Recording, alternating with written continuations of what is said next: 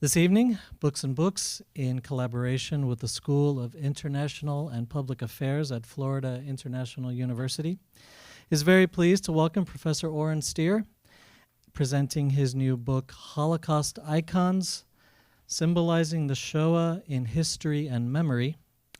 And here to introduce Professor Stier, please welcome to the podium the director of SIPA, Dr. John Stack.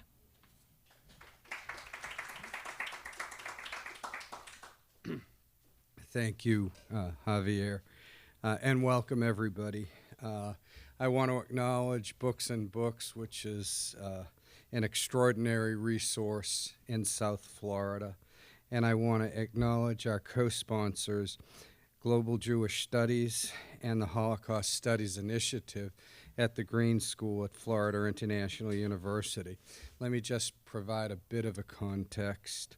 The Holocaust has bequeathed to contemporary society a cultural lexicon of intensely powerful symbols, a vocabulary of remembrance that we draw on to comprehend the otherwise incomprehensible horror of the Shoah. Holocaust Icons probes the history and memory of symbolic relics left in the wake of the Holocaust. It is my pleasure to introduce Dr. Oren Stier.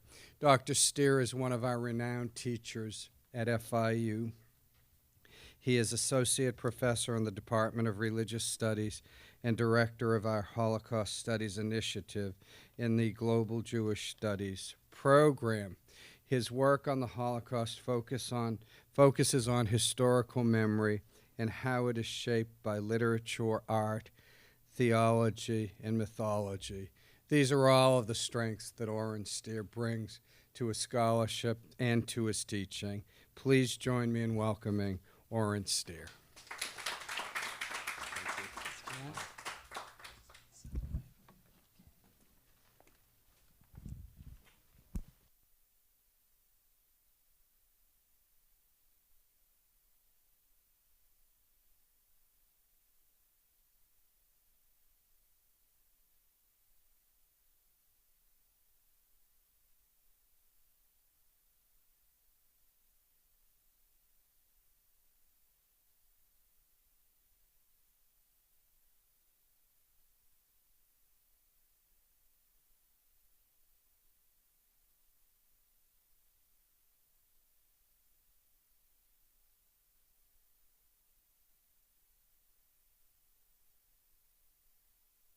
That's a teaser so that you buy the book. There are over 40 in there, and some of them are really remarkable, and I'm very, very proud and pleased that I was able to include them.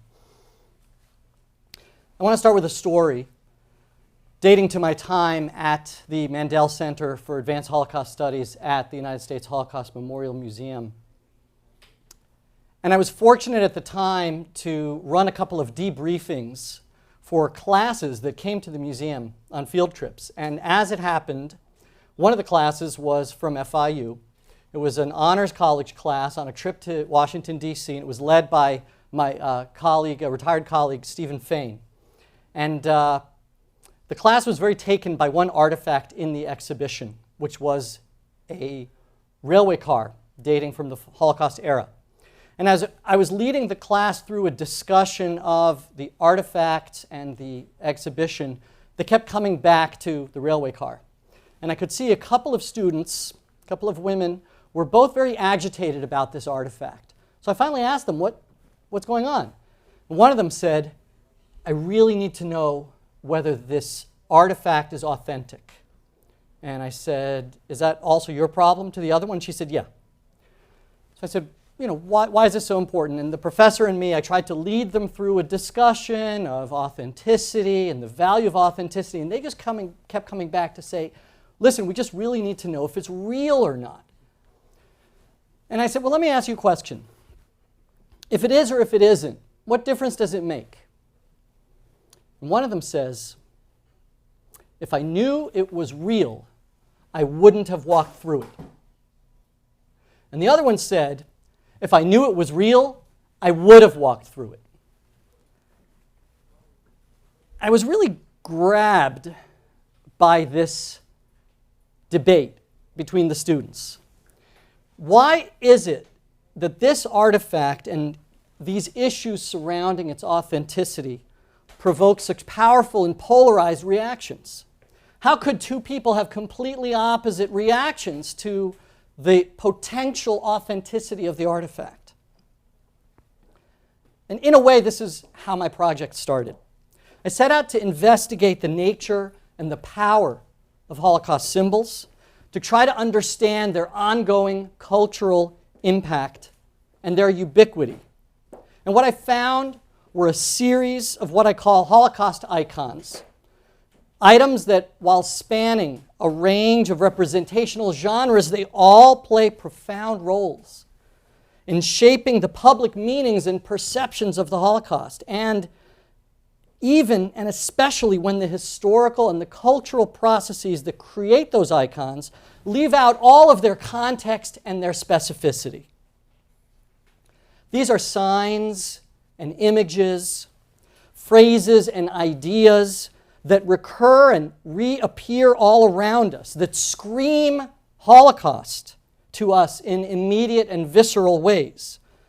I believe it is true that the more we see and hear about the Holocaust today, the less we actually know.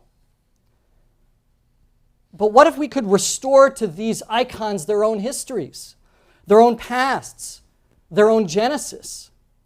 That's the challenge I set for myself in this book. In order to understand how and why certain symbols originating in the past have come to stand in iconically for the Holocaust as a whole. Now, I'm a professor of religious studies, so I use the term icon deliberately in order to echo the origins of the term in Christian theology, so that I can emphasize that icons are more than mere symbols. The classic Eastern Orthodox Christian icon, from the Greek icon for image, is an object of contemplation and veneration that has a both spiritual and didactic function. It expresses and facilitates access to a hidden spiritual reality and assists in the instruction of the faithful in that reality. The core aspect of that reality, of course, the incarnation, stands as the central mystery of Christendom. How did the infinite consent to being circumscribed in the limitations of matter? Through material inscription, icons bridge the sacred and the profane worlds, witnessing to the divine and allowing humans to do the same. And yet this inscription is not mundane writing, but rather a mode of religious experience, reverence, and devotion. It's imprinted with the divine.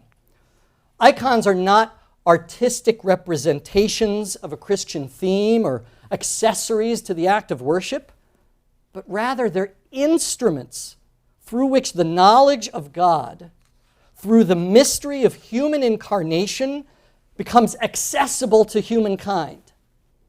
For religious adherents, icons testify to truth.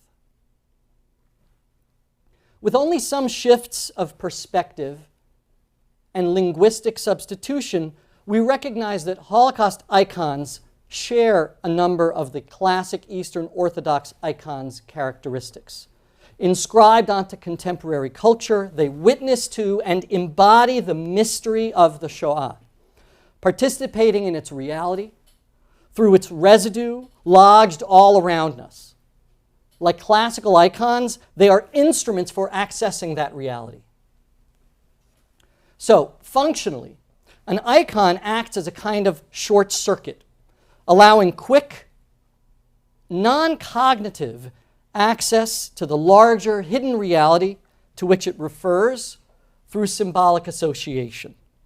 When a symbol acts in this way, we can call it an icon.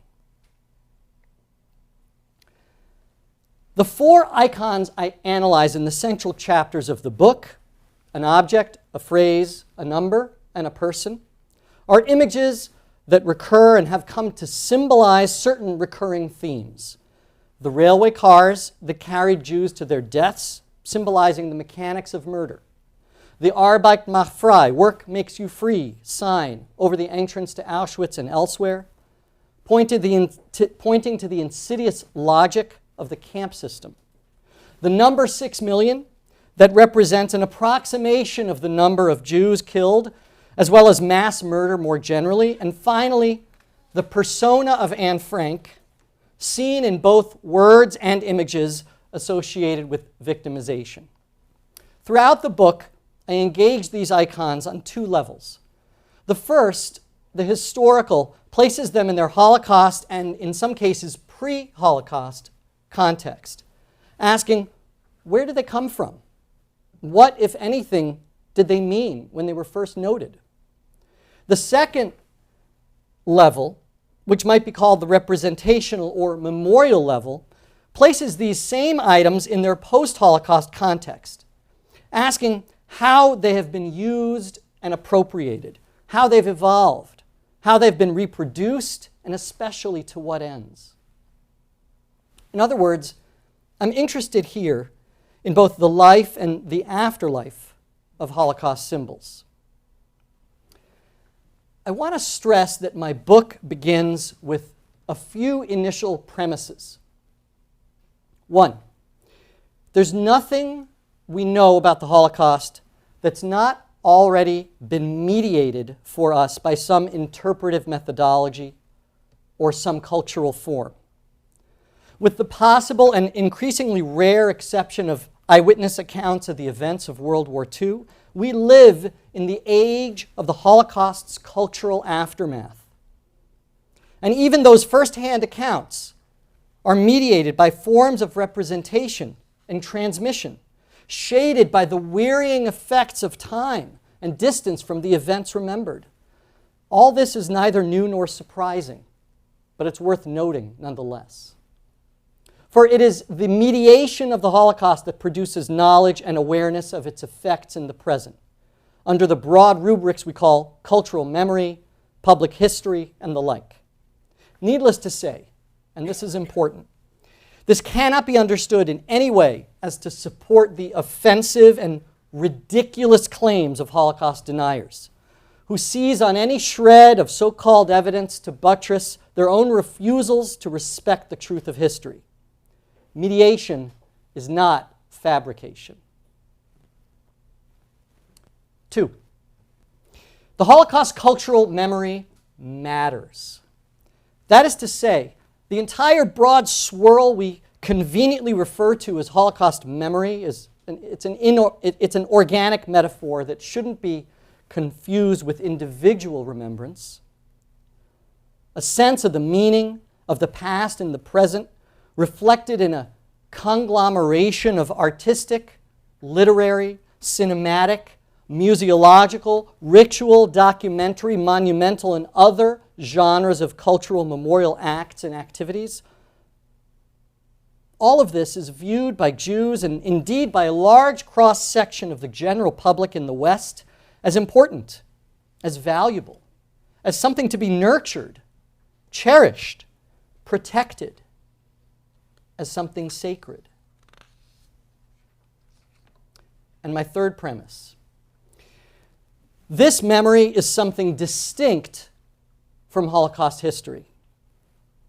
Public memory is a distillation of the material of the past poured into vessels useful in the present. Even though both history and memory select items from the past in their attempts to describe and appropriate it, history tends towards elucidation, clarification, and differentiation, or at least it should, while memory tends towards simplification, mythologization, and identification, that is, towards symbolization. So this distillation process is acutely evident in the symbols most commonly used to represent the Holocaust in the contemporary cultural milieu, and most especially in its icons. Now, all of these initial premises point to one critical issue I've already raised, and that's the issue of authenticity. Certainly, the denial of the Holocaust continues to be a persistent, though fringe movement. More annoyance than anything else, I believe. Nonetheless, the evidentiary aspect of Holocaust material is a core component of the effectiveness of post-war representation. Holocaust symbols must convey a degree of historical authenticity if they are to be used to communicate the truth of the events they're intended to represent. When such materials are viewed as inauthentic, a cascade of questions is likely to follow, ultimately threatening the viewer's faith in the veracity of the events depicted. At the same time, as readers of my book will discover, there are always cases of the misapplication of Holocaust icons that threaten to subvert the authentic use of such icons.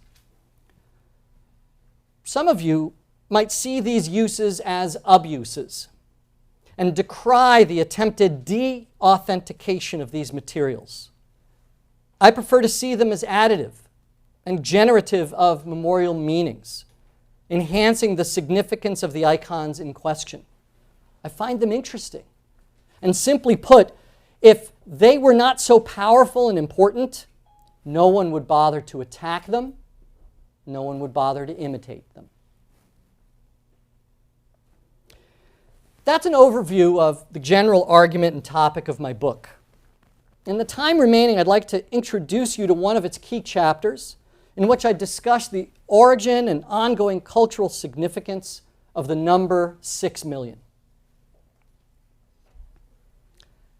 It's no secret that the number 6 million is a definitive figure for Jews.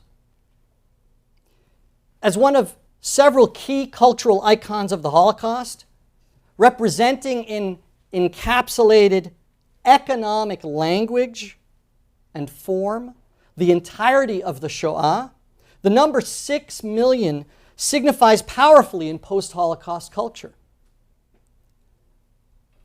Like the Holocaust icons analyzed in other chapters of the book, the number 6 million functions discursively and visually. But as a symbolic number, it also expresses something beyond words and beyond pictures. Originating in an attempt to count the dead, the number also conjures an accounting for mass murder. In all possible senses of the word, accounting, explaining, justifying, avenging. Beginning with a historical contextualization, we may ask not only how we count the victims of the Holocaust, but who counts and why. Some key moments in the social life of this number in Europe, Israel, and the US point further to the number's symbolic meanings and applications.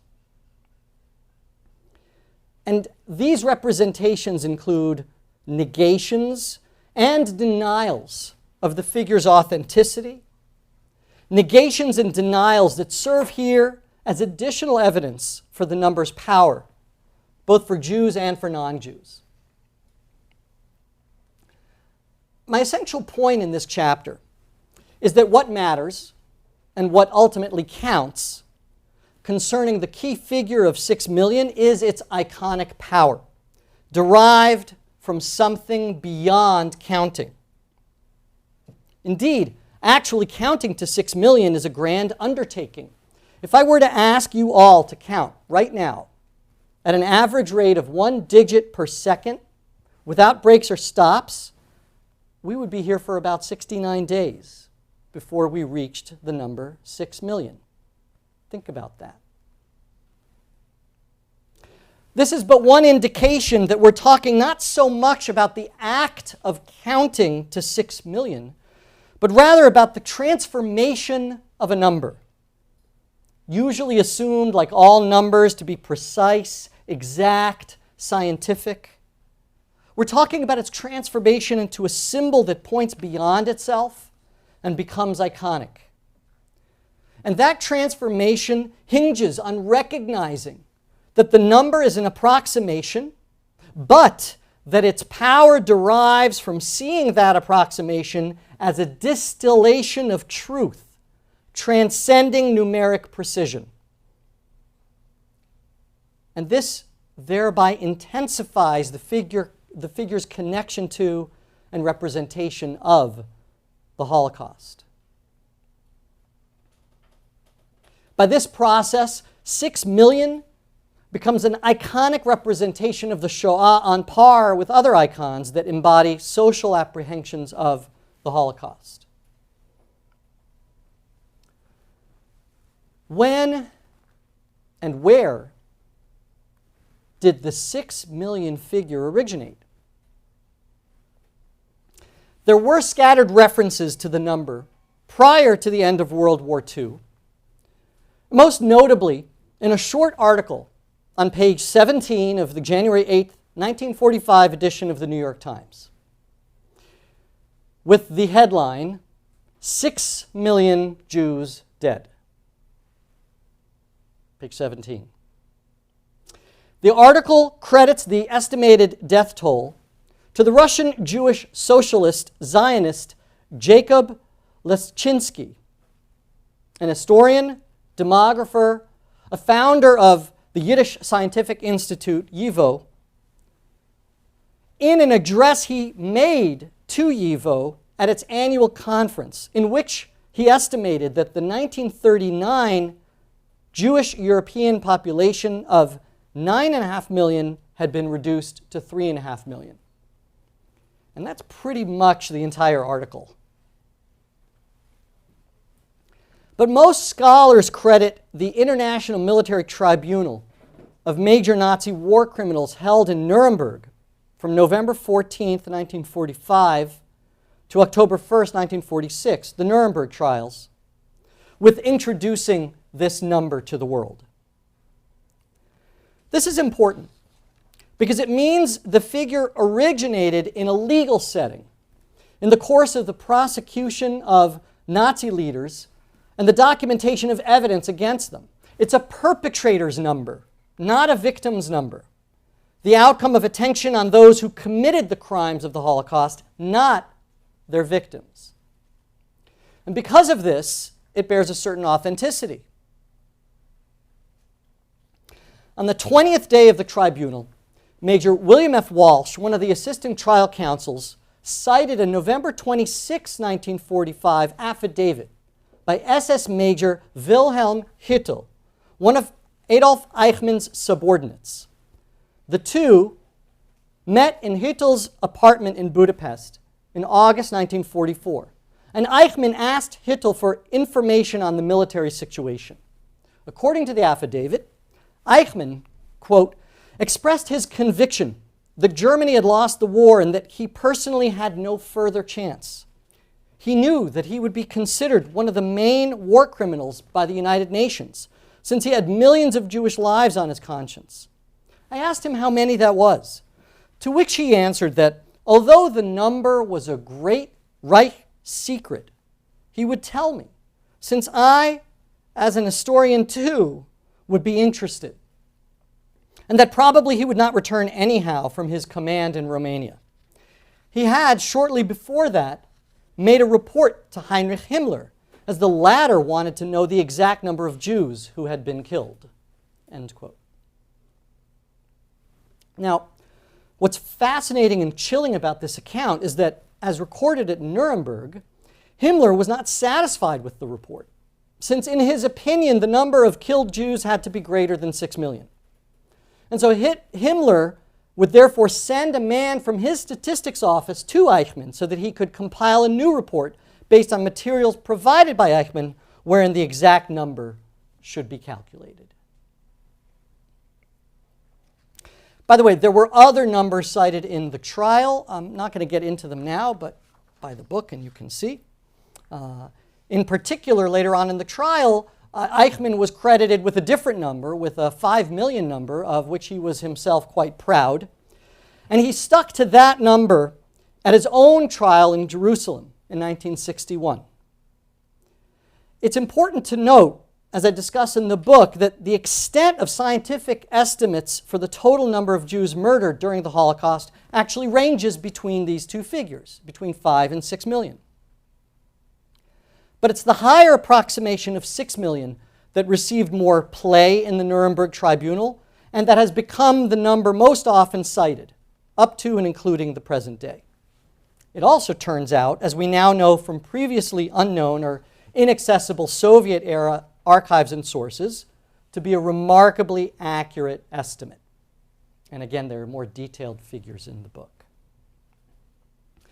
But what interests me even more than the history of this figure and its calculation is its memory.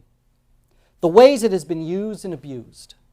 The ways it has assumed a life of its own after the war, and in one case, even before the war had ended. There's a fascinating account of a group called Irgun HaNakam, the Revenge Group. Survivors who were resistance fighters and members of Zionist youth movements, led by the partisan leader Abba Kovner, who met in February 1945 in Europe. February 1945. To plan an act of precise collective revenge.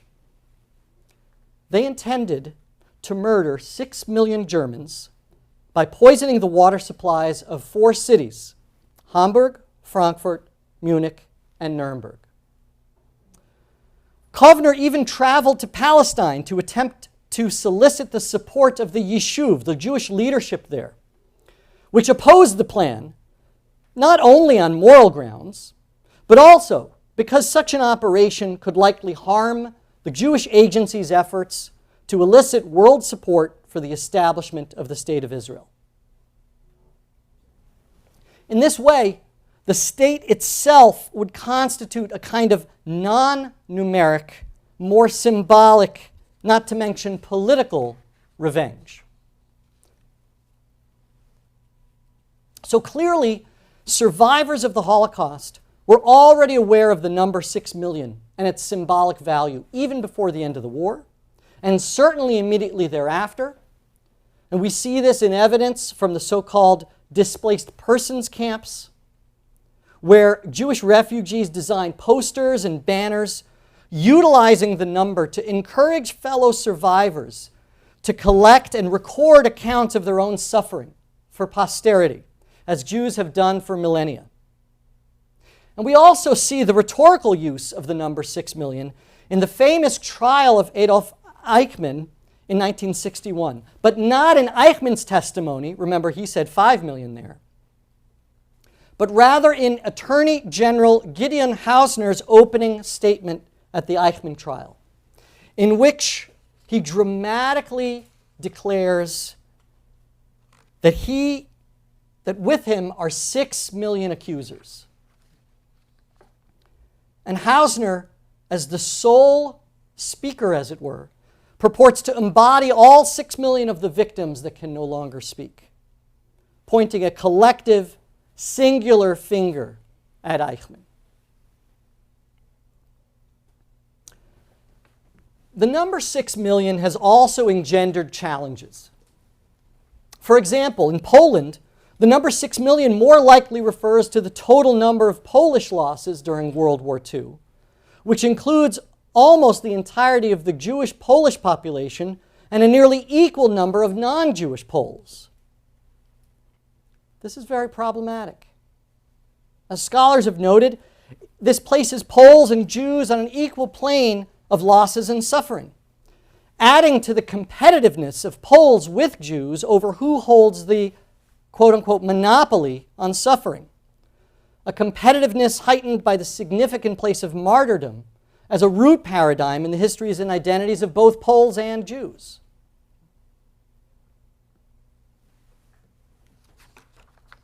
Of course, one of the most notable challenges to the figure of 6 million comes in the context of Holocaust denial.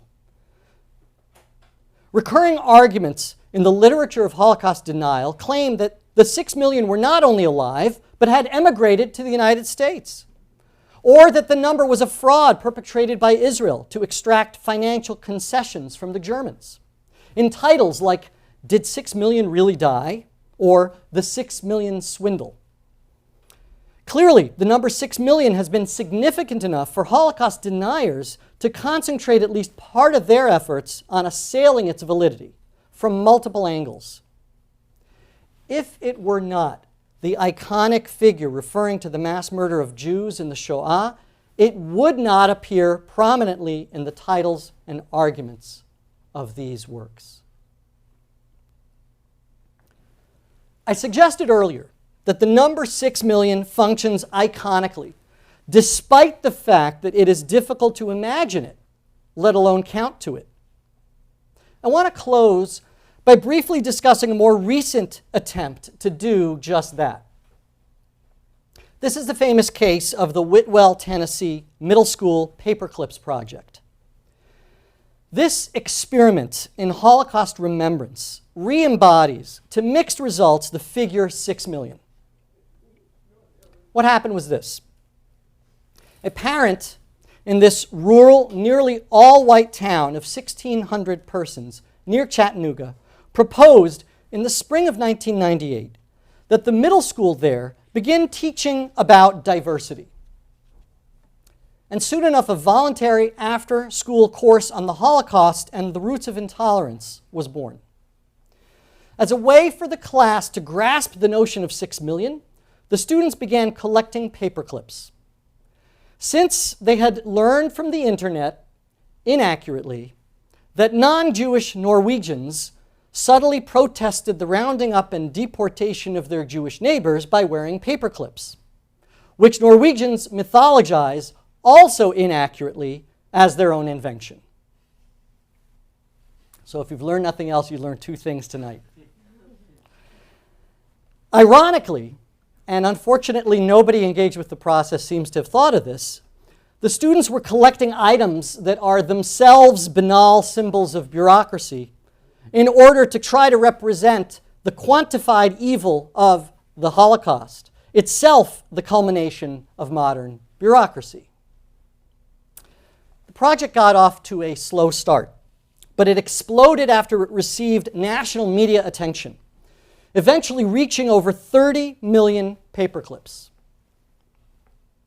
The class soon began planning how to house their collection in a memorial, choosing to use a Holocaust-era railway boxcar for this purpose.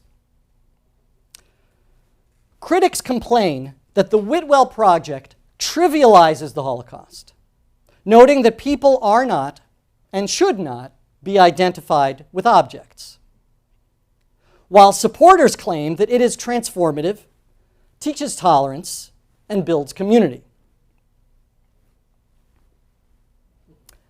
I personally worry that such a collecting project indeed recapitulates the Nazi objectification and dehumanization of Jews, the plunder of their sacred ritual objects, the amassing of their living bodies in ghettos and camps, and of their corpses in mass graves, and especially the collection and commodification of their material belongings and even bodily remnants, such as hair, immediately prior to and following their murder.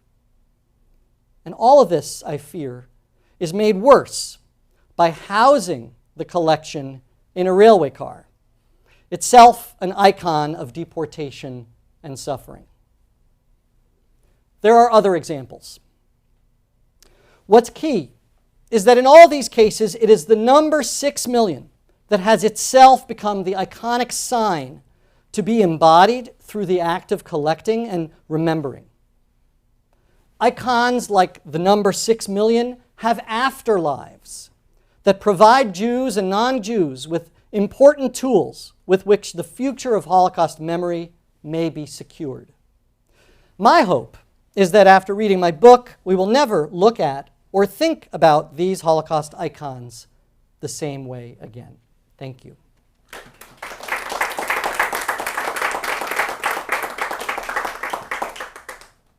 I'm happy to take questions.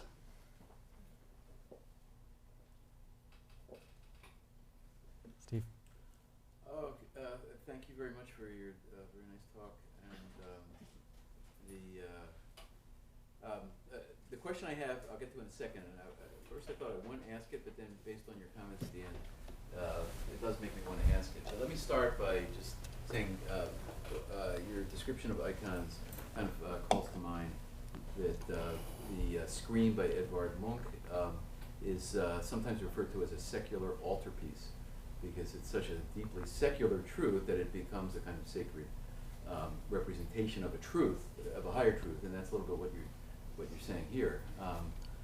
But what I was wondering about was that in studies of or a discourse about the Eastern Church and the Roman Church, and larger studies in the world of religion, and larger discourse in terms of cultural criticism, the flip side of talking about icons is iconoclasm. So that the icon, it gets to a point where it closes off as much as it discloses, where it conceals more than it reveals. And then I thought, well, is there room for that, or are you dealing with that? And then I thought, well, maybe this is a case where there's not room for it. But I think what you were saying about the boxcar, is a kind of point in your evaluation of the situation that that you're saying. If I understand it correctly, iconoclasm, it does take a turn where we have to deconstruct that icon of the 6 million, because it becomes a barrier. For example, the Nanjing massacre, there's a debate, it's much smaller proportions, but there's a debate of, was it 500,000 or was it 5,000 according to Japanese nationalists? And the debate about the number skews the actual involvement in analyzing the historical situation. Right. Yeah. Wow. So, I don't know if I should repeat the question for the sake of the people watching, for buying time, and but the question was essentially about the role of iconoclasm versus iconicity, and I think that's a great point.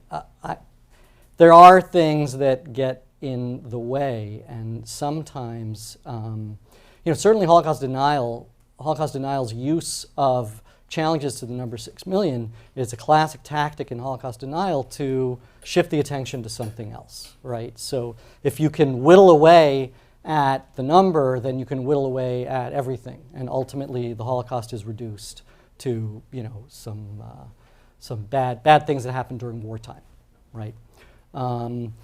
I've previously written not so much about iconoclasm as the tension between the iconic and the idolatrous, and I guess that's how I see your question and comment. For me, the icon ultimately has to function in order to facilitate understanding. The classic concept of the icon it's a testament to truth. It doesn't obfuscate the truth. So what's the problem with idolatry? Of course, we go back to the biblical problem with idolatry, which is that it's a mistake of worship. It's ultimately a mistake of understanding. It's erroneously attributing divine qualities to the object itself. So it's a really fine line between the iconic object and the idolatrous object. And I see the idolatrous may be parallel to this issue of iconoclasm, that if you get it wrong, and in a lot of these cases people do get it wrong, they get it wrong all over the place, you run the risk of people substituting the object for the thing itself, for the Holocaust itself. And it's a very, very fine line. I guess the thing to always keep in mind there is if truth is being facilitated or not. So it's okay to argue about the numbers if the ultimate goal is to try to understand what happened. But if the ultimate goal is to take away what happened and only focus on the numbers, that's a problem. Yeah, another question. Yeah, Matt. I remember seeing a movie based on that project, Paperclips, years ago. Is the railway car still there? Oh, yeah. It is. It's Oh, still yeah. there at the school? It's still there. Still inside? The class has They still have the class. They now focus on training middle school kids to take people through the memorial that they've constructed. They, inside the railway car, they installed these plexiglass panels so that you could see the paper clips behind the panels and kind of be inside the railway car with them and be surrounded by this sea of paper clips. And they also made a critical decision, which I talk about in the book, and I didn't talk here. They did not, in the end, house 6 million paper clips in that railway car. They wanted to house 11 million paper clips. And the whole 11 million number is an entirely different but very important discussion because it was unfortunately created out of thin air. And I'm not saying this, Deborah Lipstadt has documented this, that unfortunately Simon Wiesenthal, in order to elicit the world's sympathy for what Jews went through during the Holocaust, concocted a number which happened to be 6 million plus 5 million. Because God forbid it should be 6 and 6, it should be equivalent. But so it's 6 million Jews and 5 million others adds up to 11 million, and that's why you should care about the Holocaust. And it was a complete fabrication. It's too many if you want to try to account for direct mass murder during the Holocaust, and it's too few if you're trying to account for everyone who died directly or indirectly from the Nazi war machine. So yeah, it's still there.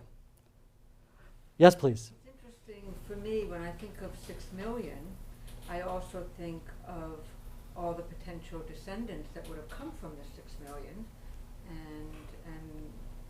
and the loss to those individuals and the loss to society and the world as well. Yeah, sure. The comment was about thinking about the descendants of the 6 million.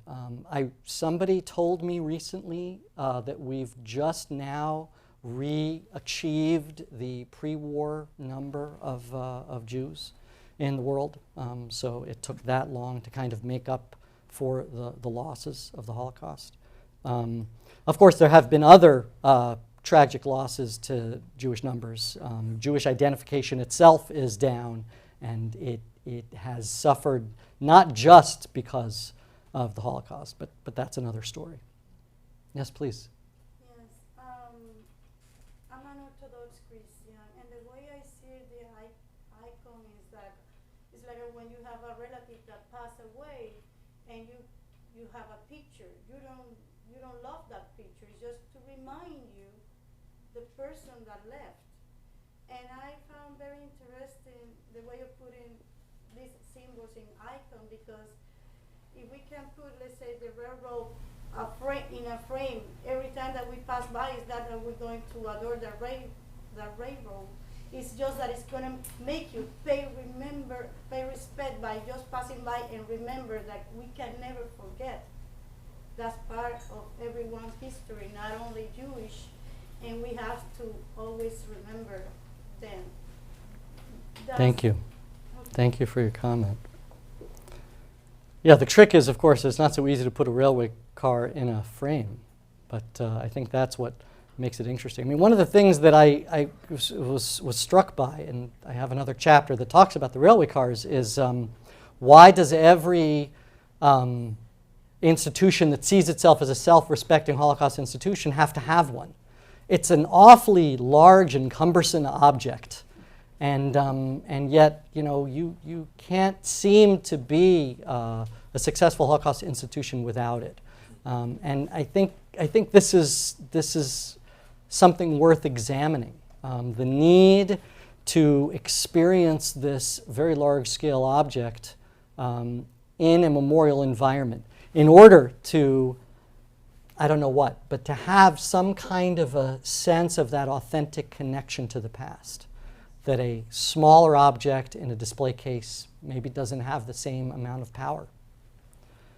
Any other questions? Yes, please. Yes, I was going to say 6 million is, if you take the look at a large football stadium, it can hold 60,000 people. Multiply that by 100, and that's 6 million. And I think maybe the reason some people question that number is because they honestly can't get their head around that many people being killed. Yes, absolutely. There are a lot of ways. Another thing that came up just as I was finishing the book is there's a gentleman who used to teach in a Jewish school in New York and now lives in Israel, and he published a book titled "And Every Single One Was Someone." I think that's the title. And you open the book, and all it is every page is the word Jew. Page after page after page. And it's 6 million Jews on the page. And his goal is to sell 6 million copies of this book. And I know one has been presented to the White House and the leadership in Congress. And it's an interesting artifact that is there to try to help people get their heads around the number and the sense of loss. All right. Any other questions? Steve? Yeah, I was thinking about, you pitted memory and history against one another. I was kind of thinking about Pierre Nora, right? And you said some very interesting things about how memory is about collectivity, and history can sometimes be more about, as you put, maybe disaggregation or precision, or elucidation, as you put it. And I was thinking, where is the place of narrative in this? So we have types of icons. One of the types, of course, are narrative icons. And I was wondering, is history sort of a way of kind of destabilizing a memory that gets sort of folded into itself and kind of becomes a representation of itself? And I'm wondering, what do you think the place of history is in destabilizing the iconicity of some of these things? Place of history or the place of narrative? Well, history in terms of kind of destabilizing the narrative, but I think memory is built. Or maybe I mean, I think narrative is a term that bridges the two. I mean, I think you can have historical narrative, you can have memorial narrative. They work towards different ends, was the point I was trying to make. I don't have so much of an interest in narrative iconicity because I'm more interested in those images or phrases or ideas that seem to be distillations, and narrative works in an opposite direction, in my understanding. It's more I think it's more poetic than narrative, but I think narrative ultimately can bridge the two, and I don't mean to pit them so completely against one another. You know, I love history, I love historians, but I do want to point out that they're doing different things, and I don't think we're always so clear about that in popular culture or in the academy, for that matter. Yeah. I am always stunned that history and narrative does not teach humanity, the world, to not repeat Holocaust. I find that shocking and very disheartening. I appreciate your comment. I don't have anything to add to that except to recognize that it is true. Please. What about memorials? Like different kinds of memorials that we see in different cities, and even architecture of museums. So I know it's not an artifact that is originated from that time, but what do you have to say about that? Well, I mean, which ones? You know, there are so many. I can give you so many, let's say the memorial in South Beach, for instance. Oh, I don't think I want to touch that here. Okay, so let's talk about a different one. Let's talk about the building of Yad Vashem in Jerusalem. Yeah, Yad Vashem is a fascinating example. The New Jewish Museum in Berlin is another example. The Holocaust Museum in Washington. Just to talk about architecture alone, and one could explore this in a number of different directions. I think architecture particularly faces the challenge of how to represent in space, as it relates to the narrative issue, how to represent in space some of these ideas about how to bring the Holocaust closer rather than further away. So, the Berlin Museum is remarkable because it tries to present that relationship as something of fracture and disjunction. That you look at the facade and you see this is broken up. This is a broken Jewish star, Magen David. It speaks to the broken history of Jews in Germany. The United States Holocaust Memorial Museum, which won accolades for its design, tries to replicate some of the architecture of the camps itself in order to create a space in which one does not feel that one is in Washington, D.C., just off the mall, but that one's in a different kind of space. And in particular, James Ingo Fried, the architect, built in the entrance hall there. He was inspired by, it's awful, but he was inspired by the iron bands around the crematoria, brick crematoria that were stretched by the intense heat. And he was inspired by this design to try to replicate it in D.C. And then Yad Vashem, the new Yad Vashem, designed by Moshe Safdie, dramatizes the Israeli interpretation of the Holocaust, which is from darkness to light. And one literally descends down the museum pathway only to find that the straight line to the end, the light at the end of the tunnel, is interrupted, so one cannot go straight. And you have to zigzag your way through the narrative of Jewish history until you get to the end. And then these soaring wings open up and you step out into the light and you understand that you're in Israel. What always strikes me, though, is that he oriented the museum not towards Jerusalem, but away from it.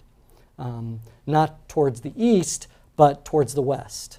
And so this opening, this soaring, light-filled opening, is really, in a way, a political statement about gesturing towards the outside world, right, rather than towards the religious history of Jews in the land of Israel. So just one example, I mean, I think, look, a lot can be done with this. There are fine books on these topics. I mean, on architecture, on memorials. I like to think that I found one area that hadn't been so thoroughly explored, and it gave me a chance to try to explore it myself. So thank you very much, everyone, for coming. Thank you to Books and Books and the Green School. All right. Folks, if there are no more questions, then do I have this on? Paul Capone. A note to our internet audience watching at home, there's still plenty of time for you to call the number on your screen, and we could ship a copy of Holocaust Icons to wherever you are in the U.S. free of charge. For those of you here in the house, we have the book for sale at the counter in the front room over there. Professor Stier is going to be signing here at the table to the left of the podium. I want to thank our guest introducer from SIPA, Professor John Stack, and please give another hand to Professor Oren Stier. Thanks very much.